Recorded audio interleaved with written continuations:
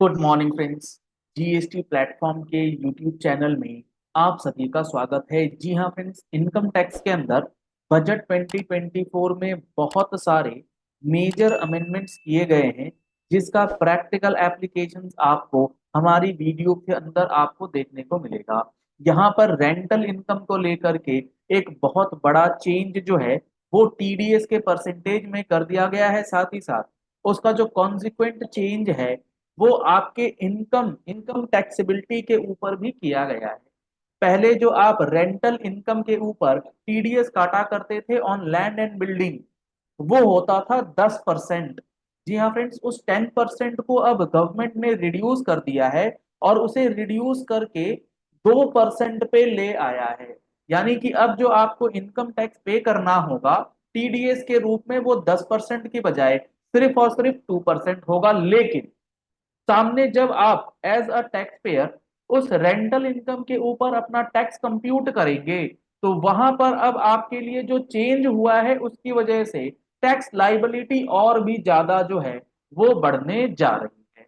तो इसका practical application किस तरीके से होगा और किस तरीके से आपको इसका बेनिफिट जो है वो मिलेगा, आपको मैं एक एक चीज आज के इस सेशन में बताने वाला हूं। तो इस सेशन के एंड तक जुड़े रहिएगा ताकि आपको किसी भी प्रकार की कोई भी दिक्कत जो है वो इस प्रोविजन को अप्लाई करने में ना आए और आप मैक्सिमम बेनिफिट इस रिड्यूस्ड टीडीएस का और कम से कम नुकसान जो आपका ये इनकम टैक्स के अंदर इनकम कंप्यूटेशन में चेंज किया है, इन दोनों के लिए ही आप समझ पाए। सिचुएशन क्या है, सिचुएशन को सबसे पहले अच्छे से समझिए कि लेट सपोज आपकी रेंटल इनकम है। अब जो रेंटल इनकम है वो आप किस किस चीजों का ले सकते हैं? वो आप ले सकते हैं लैंड एंड बिल्डिंग का, या फिर आप ले सकते हैं प्लांट एंड मशीनरी का। प्लांट एंड मशीनरी पे टीडीएस पहले 2% था, आज भी 2% है, इस पे कोई डिस्कशन हम लोग नहीं कर रहे। लैंड एंड बिल्डिंग के अंदर पहले आपका जो टीडीएस कटता था वो कटता था 10%। यानी कि आप अगर रेंटल इनकम लेते हैं, मान लेते हैं 2 लाख रुपए का, तो इस पे आपका टीडीएस कट जाया करता था। यानी कि एज जो आपको रेंट पे कर रहा है वो टीडीएस आपका डिडक्ट करेगा 20,000 रुपए, यानी कि 10% टीडीएस कटता था। अब इस 10% को गवर्नमेंट ने रिड्यूस कर दिया है और इसे कर दिया है 2%। तो अब अगर आपको 2 लाख रुपए का रेंट मिलेगा तो इस पे टीडीएस कटेगा सिर्फ और सिर्फ 4,000 रुपए। तो ये है सबसे पहला चेंज कि टीडीएस 10% से रिड्यूस होकर के 2% आ गया। अब यहां पर जो दूसरा है वो बहुत ही इंपॉर्टेंट है। जो ये आप रेंटल इनकम ले रहे हैं, मान लीजिए रेंटल इनकम आपकी जो आ रही है वो आ रही है कमर्शियल प्रॉपर्टीज। तो आप जब कमर्शियल प्रॉपर्टी को रेंट पे देते हैं तो क्या होता है, आप उस कमर्शियल प्रॉपर्टी के रेंट को अपने पीजीबीपी के हेड में यानी कि बिजनेस इनकम के रूप में दिखाते हैं और simultaneously business expenditure profit and loss account बना करके बिजनेस एक्सपेंडिचर के रूप में खर्चा क्लेम कर लेते हैं और अपना प्रॉफिट जो है वो सब्सटेंशियली रिड्यूस कर लेते हैं। सिमिलरली आपका अगर रेजिडेंशियल हाउस प्रॉपर्टी हुआ करता है तो आप उसे भी बिजनेस इनकम ट्रीट कर सकते हैं, कर सकते थे, डिपेंडिंग ऑन द फैक्ट्स। क्योंकि ऐसी कोई रेस्ट्रिक्शन प्रोविजन में एक्सप्लिसिटली नहीं दी गई थी कि आपका अगर हाउस प्रॉपर्टी रेजिडेंशियल वाला है तो आप उसे पीजीबीपी में नहीं ले जा सकते। अगर आप किराए पे देने का ही काम कर रहे हैं, रेजिडेंशियल प्रॉपर्टी को ही किराए पे देने का काम कर रहे हैं, 15-20 घर आपके हैं, आप किराए पे ही दे रहे हो, तो आप उसे पीजीबीपी में बिजनेस इनकम के तौर पर प्रॉफिट एंड लॉस अकाउंट बना करके खर्चा जो है वो ले लेते थे और इनकम ड्रास्टिकली रिड्यूस हो जाती। अब गवर्नमेंट ने इस चीज को एनालाइज कर लिया है, इस चीज को अब गवर्नमेंट ने ब्रेक कर लिया है। अब गवर्नमेंट ने जो अमेंडमेंट करी है, गवर्नमेंट ने बिल्कुल क्लियर कर दिया है आपकी प्रॉपर्टीज को दो हिस्सों में बांट। अगर आपकी रेजिडेंशियल प्रॉपर्टी है, चाहे एक चाहे 100, अगर आपने रेजिडेंशियल प्रॉपर्टी से रेंटल इनकम लिया तो उसको आप बिजनेस इनकम में ट्रीट नहीं कर सकते। आपको उसे आपको उसे मैंडेटरली हाउस प्रॉपर्टी के अंदर ही शो करना पड़ेगा। अगर आप हाउस प्रॉपर्टी में शो नहीं करेंगे तो वो इनवैलिड हो जाएगा पूरा का पूरा कैलकुलेशन, आईटीआर वगैरह सब। अगर आपकी प्रॉपर्टी कमर्शियल प्रॉपर्टी है तो आप उसे बिजनेस इनकम में ही ट्रीट करेंगे। आप उसका प्रॉफिट एंड लॉस अकाउंट बना करके रेंटल इनकम दिखाएंगे। जब आप प्रॉफिट एंड लॉस अकाउंट बनाते हैं तो इधर आप दिखाएंगे रेंटल इनकम, और इस रेंटल इनकम के कॉरस्पॉन्डिंग जो भी आपके एक्सपेंसेस हैं, उन एक्सपेंसेस को कैलकुलेट करने के बाद, क्लेम करने के बाद जो आपका प्रॉफिट बनेगा, इस प्रॉफिट के ऊपर आप टैक्स पे करेंगे। अगर ये है कमर्शियल प्रॉपर्टी, यही हुआ है सबसे बड़ा अमेंडमेंट। अब इस बात का एनालिटिकल व्यू अगर आप समझेंगे तो मैंने आपको एक एग्जांपल दिया है, इसको समझिए। मान लीजिए आपके पास एक रेंटल इनकम आ रहा है, तो अब जब आप उसे हाउस प्रॉपर्टी के रूप में दिखाते हैं तो क्या इंपैक्ट पड़ता है, और उसी चीज को जब आप पीजीबीपी में दिखा रहे थे तो क्या इंपैक्ट पड़ रहा था, दोनों की बातें करें। अगर आप उसे हाउस प्रॉपर्टी में दिखाते तो वहां पर एक्सपेंडिचर जो है वो रिस्ट्रिक्टेड है। रेस्ट्रिक्शंस कैसे, जैसे रेंटल इनकम आपका आया मान लेते हैं 15 लाख, इस 15 लाख में आपको स्टैंडर्ड डिडक्शन जो है 30% का गवर्नमेंट अलाउ करती है इन रिस्पेक्ट ऑफ आपके खर्चे जो आपने रिपेयर मेंटेनेंस वगैरह वगैरह जो करा होगा उस घर के लिए, तो उसका 30% गवर्नमेंट कहती है चलो हमने डिडक्शन ले लिया। तो 15 लाख का 30% निकल गया 4.5 लाख रुपए।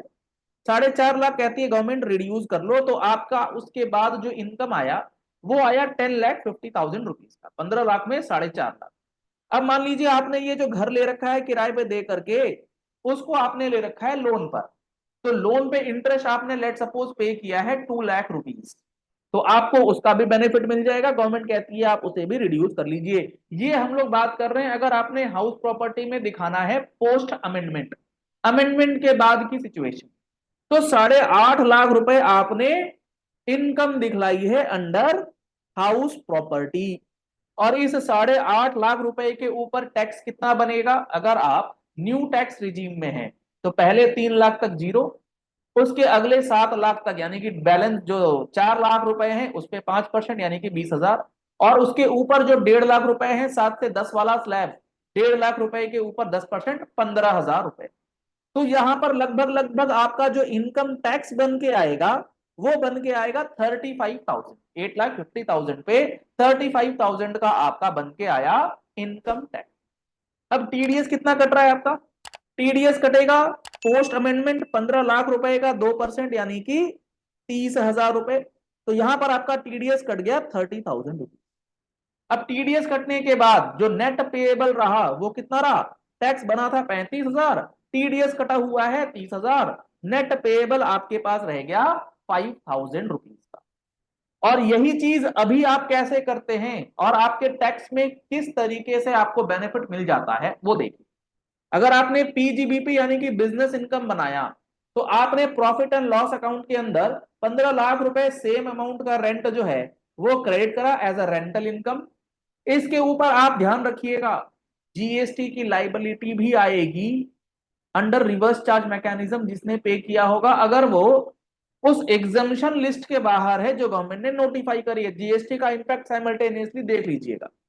अब इसके बाद आपने पीएल में जब क्रेडिट करा तो इस रेंटल इनकम को कमाने के लिए जो भी आपके बिजनेस इनकम थे उस बिजनेस इनकम के सामने जितने भी एक्सपेंडिचर्स हैं, चाहे आपकी स्टाफ की सैलरी हो, चाहे आपके गार्ड्स की सैलरी हो, आप उसके अंदर जो सिक्योरिटी गार्ड्स हैं वो रख रखा है आपने घर के अंदर, उसकी सैलरी आप दे रहे हैं 1.5 लाख रुपए, वो आप क्लेम कर सकते हैं क्योंकि पीडीपी में कोई लिमिटेशन नहीं है। जो आपका एक्चुअल एक्सपेंडिचर है वो क्लेम कीजिए।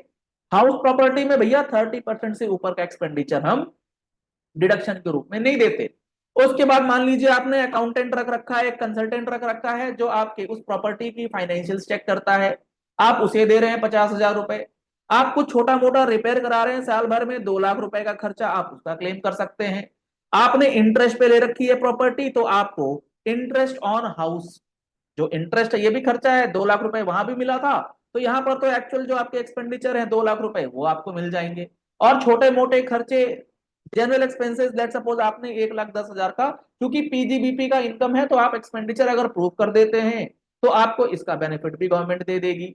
तो आपका यहाँ नेट इनकम कितना आ गया, यहाँ नेट इनकम अब आपका रह गया 7,60,000 इन कंपैरिजन टू 8,50,000 जब आप उसको अदर हेड में दिखा रहे थे। गवर्नमेंट ने इसी चीज को ब्रेक कर कि आप पीजीबीपी में दिखा करके जानबूझकर अपना प्रॉफिट कम कर रहे थे, टैक्स की लाइबिलिटी रिड्यूस कर रहे थे। गवर्नमेंट ने बोला चल वो ना, आपको अब रेजिडेंशियल हाउस प्रॉपर्टी मैंडेटरली आपको डालनी होगी income under the head house properties.